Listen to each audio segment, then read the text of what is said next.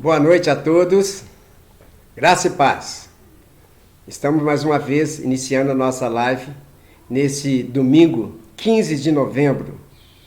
O novembro, chamado Novembro Roxo, onde se promove ações e eventos ligados à prematuridade, com informações e prevenções muito importantes, pertinentes sobre a humanização. São demandas para esse tipo de atendimento.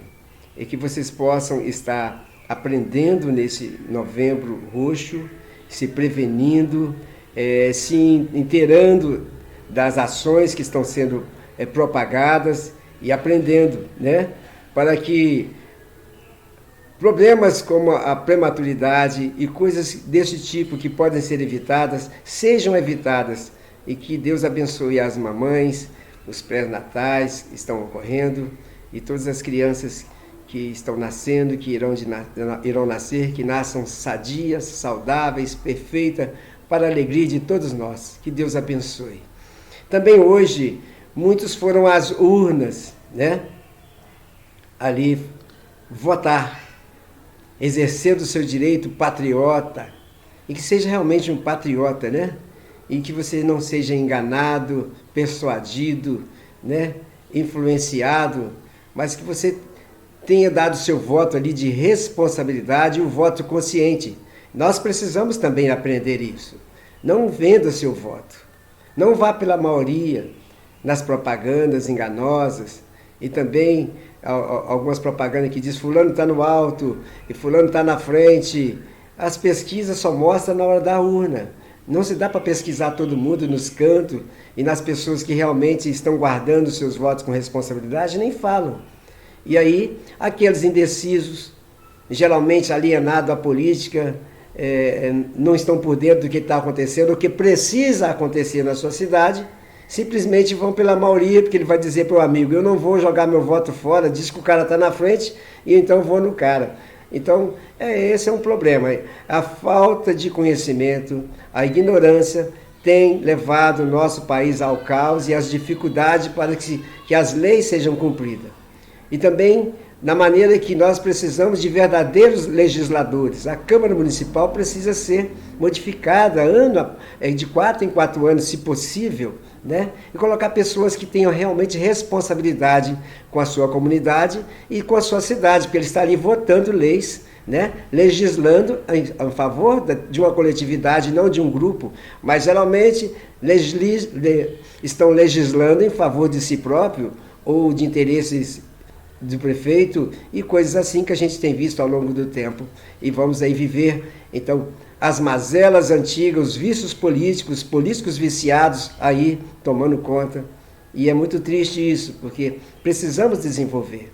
Da mesma forma também, que seja colocado um bom executivo, um bom prefeito, Eu sou a favor, até no momento assim que de 4 em 4 anos se troca um executivo, um homem sério, honrado, e possa honrar, ser verdadeiro, seja honesto, para o bem da nossa comunidade também. Que Deus abençoe, que tudo está na mão de Deus, que esteja realmente no controle, que Deus controle.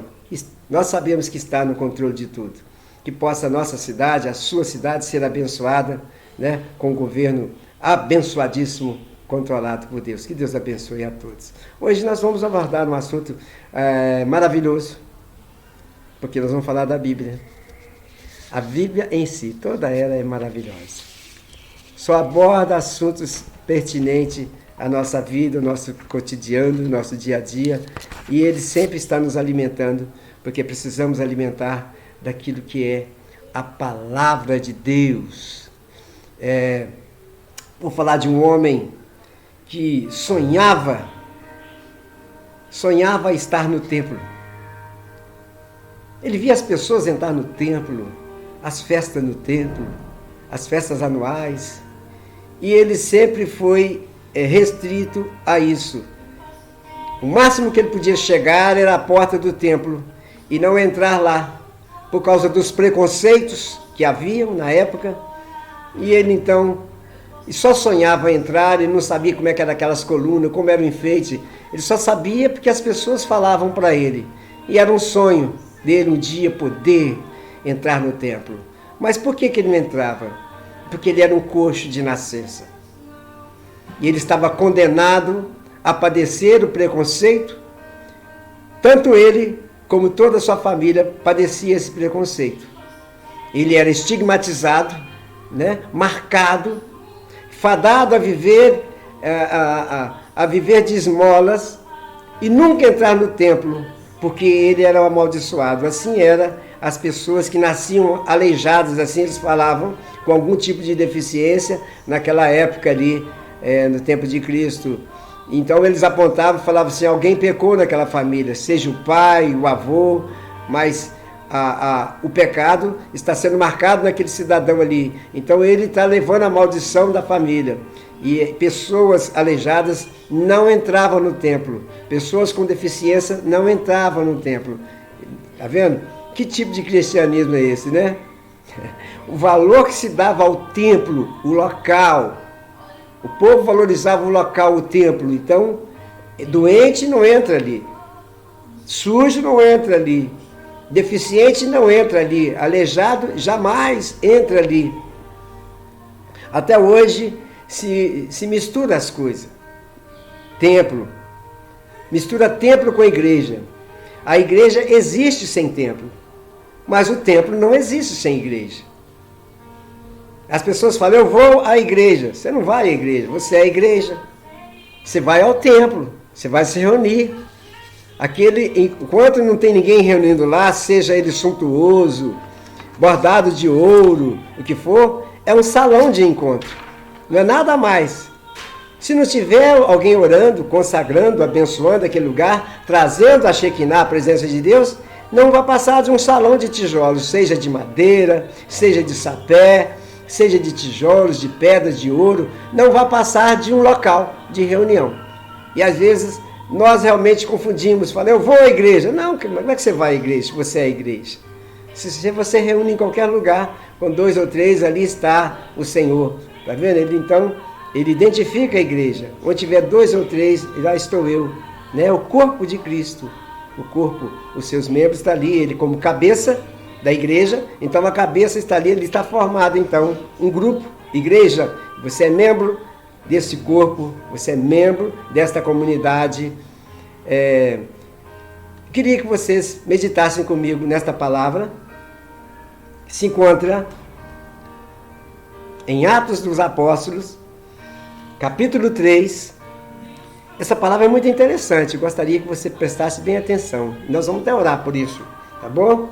A palavra diz assim, Pedro e João subiam ao templo para orar, para a oração da hora nona. Essa oração da hora nona é às 3 horas da tarde. É a maneira com que eles contavam a hora naquela época, não tinha relógio.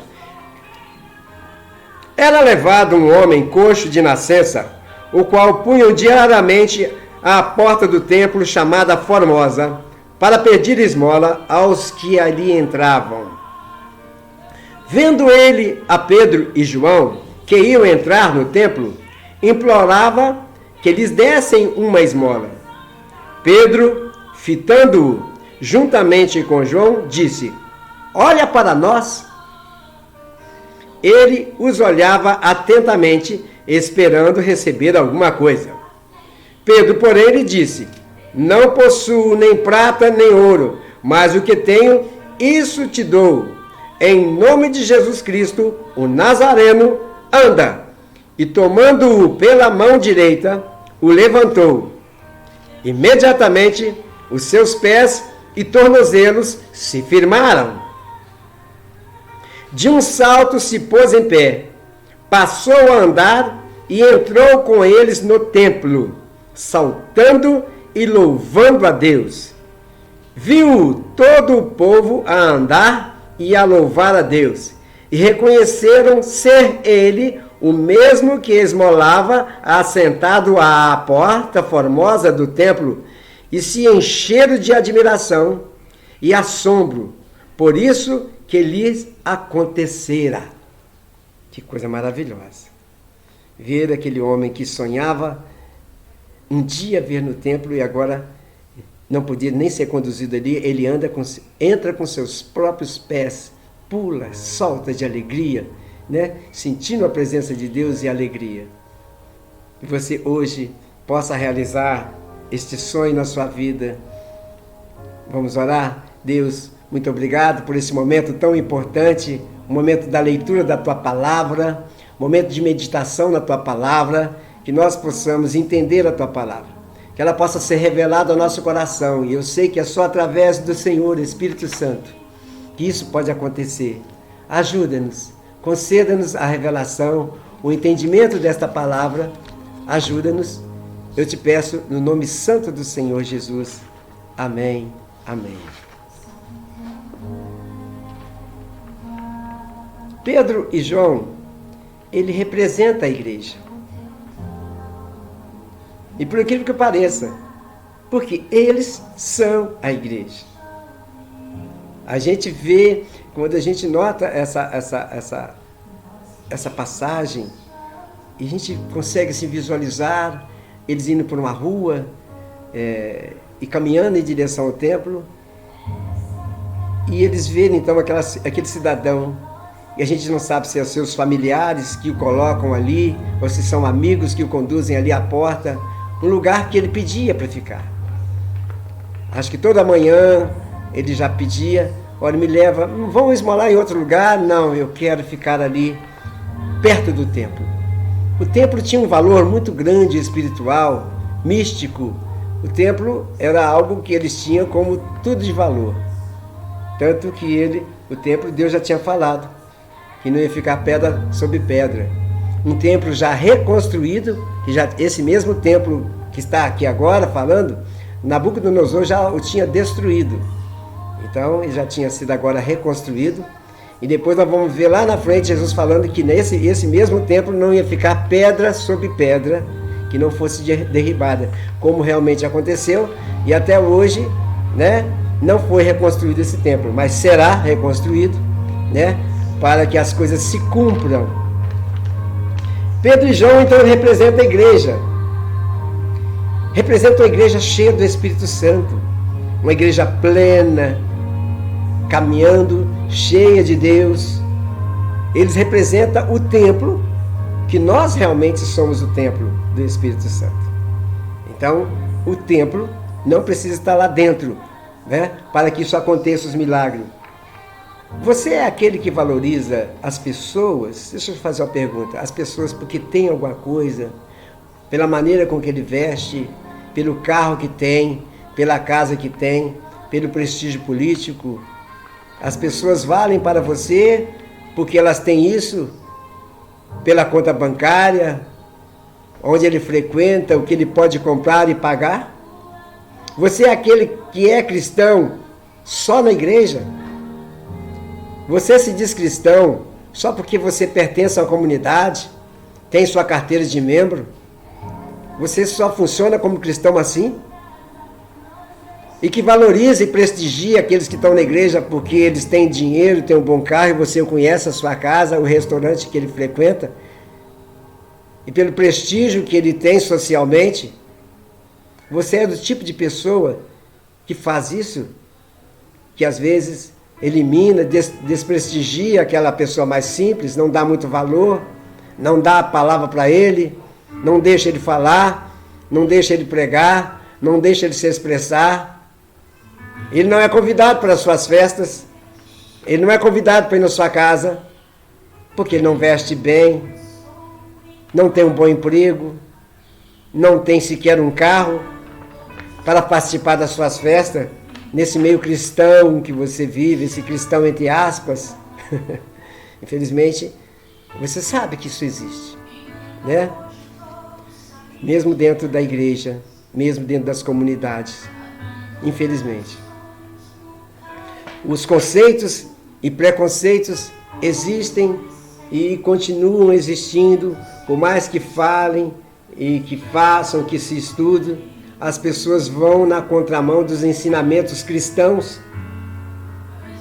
As pessoas caminham na contramão do ensinamento cristão, dizem saber Bíblia, gostam de dar estudo, gostam de palestrar para falar que sabem falar da Bíblia, sabem de muitas coisas, mas não sabem da vida, não sabem da vontade de Deus, eles sabem da sua vontade própria. Infelizmente, eu queria falar de muitas coisas. Terei talvez que encontrar algumas semânticas de palavra, que se eu falar dentro disso, se eu falar sobre direitos humanos, eu tenho que falar sobre uma outra palavra parecida com ela, uma semântica, porque os direitos humanos não cuidam realmente dos direitos humanos. Ultimamente, ele tem sido considerado um direito desumano, desafetuoso, contrário a uma ideia cristã e humanitária, qualquer coisa parecida, menos direito humano. Se eu falar de justiça, qual? Aquela que prende o cidadão de bem e solta o bandido? Então é por aí. Então não vou falar sobre isso, porque complica. E as coisas estão por aí assim para trazer um nó na nossa cabeça, porque as coisas se falam, se preconizam, mas as ações são totalmente contrárias ao que se fala, que se preconiza, que se estuda. O sujeito tem um discurso maravilhoso, mas a ação dele não tem nada a ver com aquele discurso. Vamos voltar lá no que nós lemos. Pedro e João caminhavam em direção ao templo às 3 horas da tarde, na hora 9. Eles iam orar. Então eles não entraram no templo, estavam indo em direção ao templo. E ali, isso quer dizer, estou fora do templo. O milagre pode acontecer fora do templo. O milagre pode acontecer em qualquer lugar onde a igreja se reúne, onde tiver 2 ou 3, o milagre acontece. As coisas de Deus podem acontecer. Não necessariamente dentro do templo. Não confundam, porque eu jamais vou fazer uma apologia aos desigrejados, aos que estão contra a igreja, porque isso não é a vontade bíblica, não é a vontade de Deus, quando diz lá em Hebreus capítulo 10, versículo 25, que nós não devemos deixar de congregar, como é costume de alguns, graças a Deus não é de muitos, mas encorajemo-nos uns aos outros, ainda mais quando vocês veem que se aproxima o tempo. Que tempo é esse? Tempo de fim, tempo das contrariedades, dos antagonismos, onde a verdade perde para a mentira, os direitos perdem para a injustiça, e a gente vai vendo aí tudo contrário. A gente vai vendo que é necessário isso acontecer, para que a gente conheça o bem realmente, aonde o bem prevalece e até onde ele pode ir quando o mal, contra o mal. Até onde as trevas vão, quando elas se encontram com a luz. As trevas vão existir enquanto não se acender a luz. E a luz há de se acender e as pessoas poderão comparar. Isto é treva, isto é luz. Porque ultimamente eles têm falado que luz é treva e treva é luz.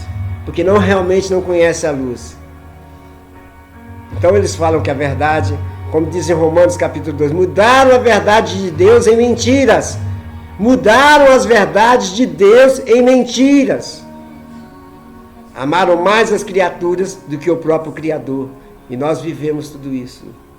Vivemos esses absurdos, esses escalabros, né? E temos que conviver com isso. A palavra, nós devemos celebrar as diferenças. No mundo pluralista, isso não existe não. Mas isso é uma palavra de ordem mundial. Não, pluralismo, questão de Cristo, Cristo é um só. A verdade é só uma, não tem várias verdades. E eles no pluralismo têm várias verdades. E você escolhe uma que você vai defender. Não. Então Cristo, ele disse, eu sou a verdade, o caminho, a verdade e a vida. Então ele disse, eu sou um dos caminhos, disse, eu sou o caminho, quer dizer, só há um. Eu sou a verdade, eu não disse uma das verdades, a verdade é só Cristo e a vida. Então a vida é Cristo Então, cadê o pluralismo aí imperando? Não existe.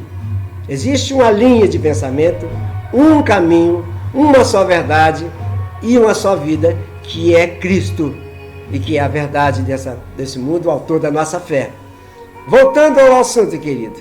Estava lá então aqueles homens, de um lado fora do templo. Veio um homem que eles iam para o templo. E o milagre acontece então ali. O milagre acontece porque não precisa estar no templo. Mas nós precisamos continuar abençoando as pessoas. Nós precisamos continuar seguindo a vontade de Deus.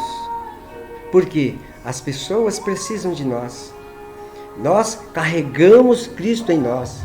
Nós somos o templo do Espírito Santo, onde Deus habita em nós. O templo já foi destruído exatamente, senão até hoje estava lá. Como algo místico, que só Deus só apresenta ali. Deus só faz ali. As coisas só acontecem ali.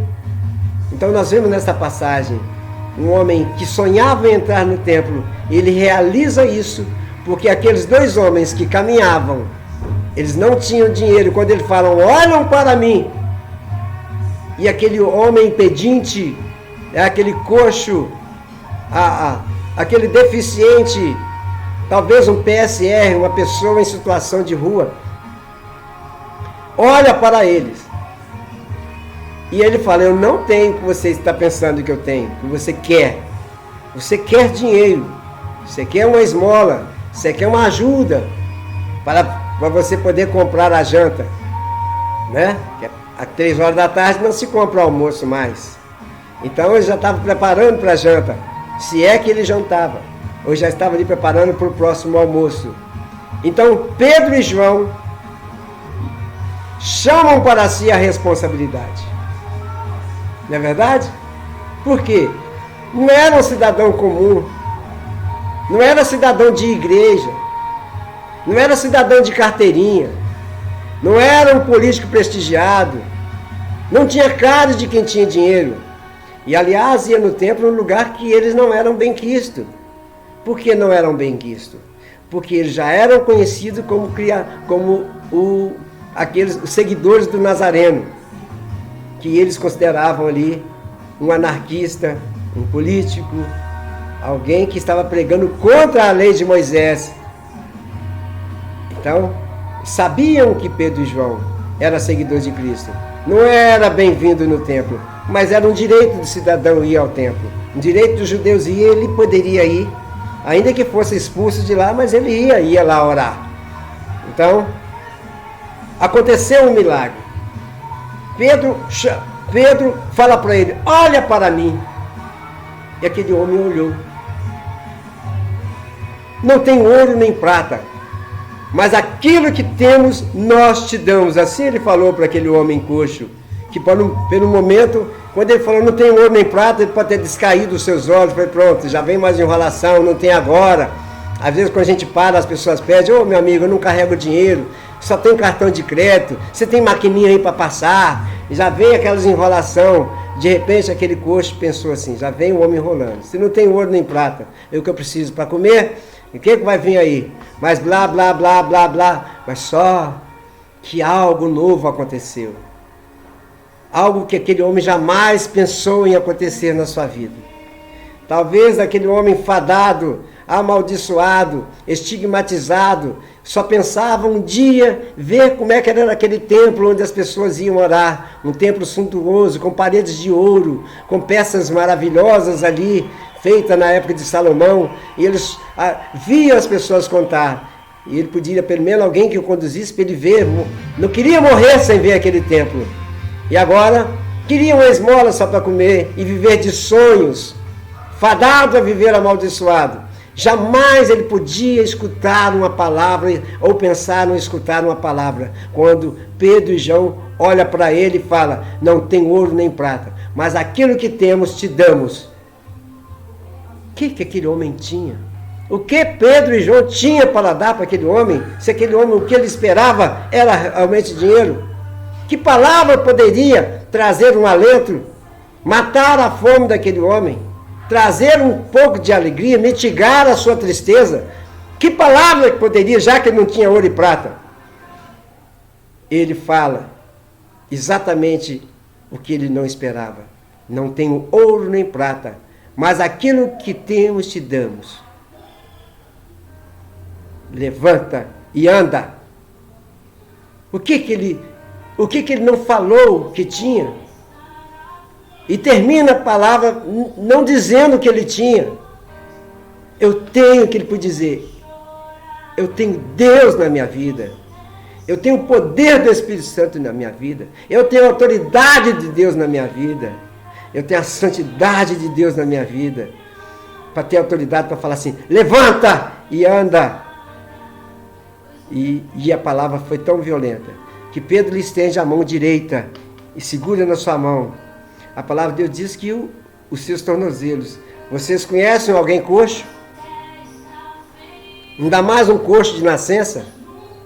É só pele e osso, porque não tem músculo.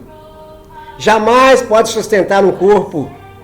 Jamais, se for curado, tem que passar por uma sessão de fisioterapia que vai durar meses até fortalecer músculo por músculo, artérios, joelhos, fortalecer, criar músculo, para depois se colocar de pé e depois aprender a andar, a se colocar de pé. Mas os milagres de Deus é algo extraordinário, são contra a tudo aquilo que pensamos e imaginamos, e jamais aquele coxo poderia imaginar fazer o que ele fez, aquela proeza, se colocar de pé, se colocar por cima de seus pés, se fortalecer ali, sentir firmeza, sentir sua perna firme, não tropeçar, não esmorecer, não querer cair, mas sentir que ele estava realmente de pé, ao ponto de pular e de começar a caminhar. E ali foi um momento de alegria. Pedro simplesmente caminhou e como se fosse algo rotineiro. Levanta e anda, e o homem levantou, e levantou o homem pela mão e vamos embora. Vamos que vamos, para onde eu estou entrando no templo? É o meu sonho, eu quero entrar nesse templo, eu sonho desde criança. Nasceu coxo, e o homem entra junto no templo, e ele vai andando, não sei se é na frente ou atrás, no meio dele, pulando e andando, louvando a Deus, levantando os braços, louvando a Deus, fazendo um escarcéu. Lógico, que momento maravilhoso. Você acha que ele foi ali sim de bobeira? Não, ele estava realizando um sonho, agora estava de pé, agora já não é mais um coxo, agora já não é um estigmatizado, agora já não é mais um maldito. Ele é um homem normal, e ele estava vendo o templo de Deus, e ali um lugar de adoração, e ele adora, e todos viram, todos que estavam ali no templo, viram que era realmente aquele homem, que nasceu coxo, nasceu aleijado, agora não é mais, que tinha as pernas todas mirradas, mas estava lá com os músculos normais, podia caminhar, andar, pular, sem quebrar nenhum osso, sem cair. Que coisa maravilhosa, que coisa estrondosa, o que estava acontecendo ali? Pedro considerou aquilo como algo rotineiro, porque quando o homem de Deus, a igreja caminha pela rua, a igreja é você que caminha pela rua, as coisas acontecem, o milagre acontece. As coisas são diferentes quando realmente você pode mudar o mundo. Quero te fazer uma pergunta para finalizar. Afinal, você no mundo é aquele famoso crente bacalhau? Uma brincadeira, né? Lombardi já está falecido, que honraram o seu nome lá, aquele profissional do SBT, mas que as pessoas não sabiam quem era, só sabiam o nome. Aqui é o contrário, às vezes o cara é crente lá na igreja, todo mundo conhece, mas cá no mundo ele é uma pessoa normal, ele se camufla, e as pessoas jamais vão saber que ele é um cristão, porque ele não tem compromisso com nada. Existe um caso que um homem, depois de aposentar, e ele, depois de vários anos, recebeu o fundo de garantia, premiado e tudo mais. E como ele era membro de uma determinada igreja, ele deu testemunho, deu uma boa oferta para a igreja, e muito feliz, e numa das palavras dele, e ele falou que nunca teve problema naquela companhia que ele trabalhou durante 35 anos de trabalho. E ele deu graças a Deus, porque as pessoas nem sabiam que ele era crente, porque ele se dava bem com todos os demais. E ele achou isso maravilhoso, essa pessoa que consegue ser camaleão, né? E ele, se estava na chocarrice, ele estava, nas piadas também estava, ele participava, então ele era uma pessoa muito querida e amada, e ele foi homenageado, mas só uma coisa que ele não foi, um cristão verdadeiro, não foi autêntico ali. Mas na sua maneira de ver, ele estava com a grande vantagem de não ter sido perseguido por ninguém, e ninguém o reconheceu que ele era um crente. Que tristeza, que tristeza. Você é uma dessas pessoas assim? Ninguém te conhece como tal? Não vai te conhecer mesmo. Deveria te conhecer, independente se você frequenta ou não a igreja, pelas suas ações, pelas suas condutas, né? Mas às vezes, eles nunca vão te reconhecer por causa das suas ações e condutas vergonhosas. E você às vezes vai tirar uma carteira de membro de uma tal comunidade. Você vai bater no peito, eu sou da igreja tal. Mas as pessoas sabem que você não é de lugar nenhum. Porque as suas ações são vergonhosas, suas condutas são vergonhosas. São deprimentes. Ou você é aquele cara que às vezes não tem nome de cristão, ou não tem uma carteira de membro de alguma igreja, não fala nada, mas que chama a responsabilidade para si. Independente se você reúne ou não numa comunidade, mas você chama a responsabilidade para si. Quem que é esse que chama a responsabilidade para si? Quando você chega para um cidadão e fala, olha para mim, como ele disse para aquele coxo, seja na frente de uma autoridade, seja na frente de prefeitos, de vereadores, de deputados, de juízes, quem chega e fala, olha para mim. Talvez você não pode falar isso nem para o seu próprio filho. Filho, olha para mim. Olha o exemplo de papai. Seu filho vai chorar. Sua esposa vai chorar. Seus amigos, seus vizinhos sabem quem é você e que você realmente precisa se esconder. E jamais pedir alguém para olhar para a sua vida, porque é vergonhosa. Mas quando você é do tipo cidadão cristão humilde, procura fazer as suas tarefas, o seu dever de casa, você não precisa ser lá o tal. Todos nós somos falhos e pecadores. Somos um vir a ser. Deus está fazendo a sua boa obra na nossa vida. Não somos completos, nem perfeitos. Essa perfeição virá só no final dos tempos. Mas enquanto vivemos aqui, neste mundo, na nossa humildade, Efésios capítulo 4, devemos viver com dignidade. Sim, seja digno da vocação em que Deus te chamou, seja como pai de família, seja bom empresário, seja um bom funcionário, seja um bom político, seja um bom administrador, seja um cidadão de bem. Você não precisa ser o bonitão, ter um bom carro, ter dinheiro, ter conta bancária, mas as pessoas o reconhecem como um homem digno de te respeitar e passar por você, fazer o gesto de balançar a cabeça, como eu conheço vários cidadãos dessa cidade, que eu tiro o chapéu, apesar de não usar, mas eu cumprimento, porque são gente de bem, gente humilde, que nunca teve um carro, sempre andou a pé, mas nós sabemos a índole, nós sabemos o caráter, nós sabemos a compostura ao longo dos dias, o que esta pessoa é e que representa para toda a nossa comunidade, porque essa pessoa tem moral, e tem moral. Não tem um bom carro, uma boa casa, mas tem reputação de um cidadão de bem. E você às vezes não importa com isso. Você só quer o dinheiro, você só luta pela ganância, você se prostitui, se vende por dinheiro e faz qualquer negócio. Você é daquelas escolas da sociedade que quer tomar liderança e quer ainda liderar, administrar coisas que você não tem capacidade. Infelizmente, o mundo está cheio disso. Pessoas à frente de governos, à frente que não têm capacidade. E eles se colocam à frente de tudo. E as pessoas de bem que realmente são, se sentem constrangidas a misturar, a concorrer com determinadas pessoas. Mas esse é o mundo que nós vivemos. O judiciário está lá para vocês verem que situação vergonhosa. Graças a Deus, as coisas têm mudado. E vão continuar mudando. Porque eu tenho fé em Deus e nós oramos. As pessoas de bem, os cristãos, não concordam com isso. Né? Não podemos jamais concordar com isso. né? Não podemos. Por isso oramos, discordamos. E oramos o contrário.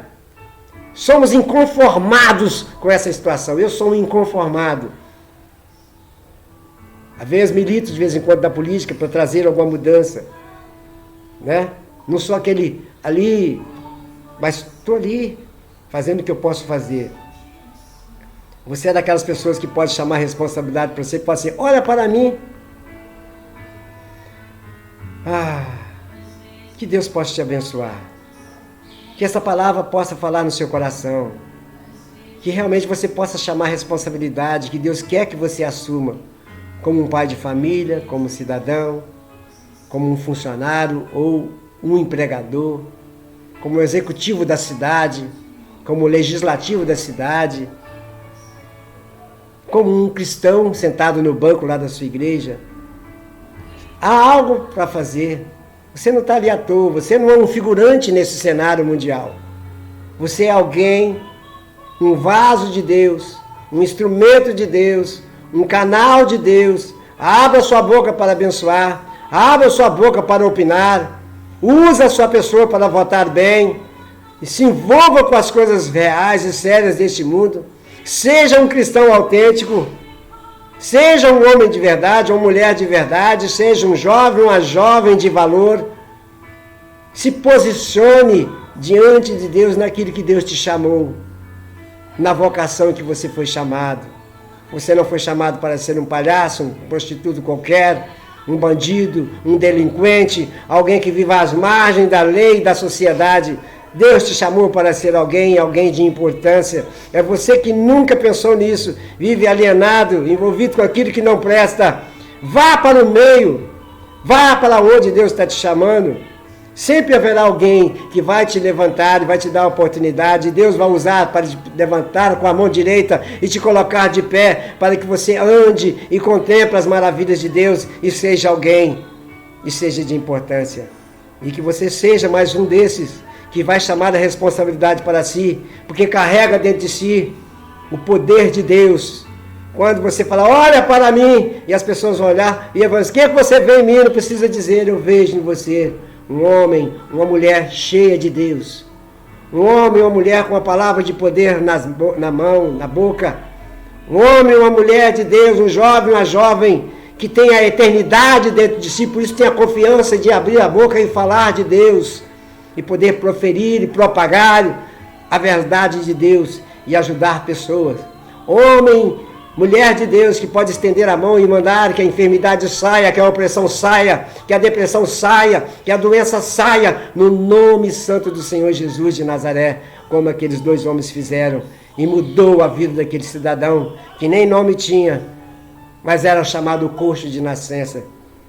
Que Deus possa te abençoar nesta noite, e a semana que virá seja uma semana diferente, que você se posicione como um homem ou uma mulher de Deus, um jovem ou uma jovem de Deus, e Deus pode te usar como a igreja do futuro, como a igreja do amanhã de pessoas responsáveis, conscientes daquilo que são, e não são guiadas por mente de pessoas, nem por governo, mas que sejam governadas e guiadas pelo Espírito Santo de Deus, e que habite em vós. Que Deus abençoe, receba a bênção. Que a graça do nosso Senhor Jesus Cristo, o amor de Deus nosso Pai, a comunhão e a consolação do Espírito Santo de Deus, seja com a tua vida, com a igreja espalhada na face da terra. Seja abençoado. Seja uma bênção na mão de Deus. Não se esqueça disso. Até a próxima, se Deus assim permitir. Um beijo no coração.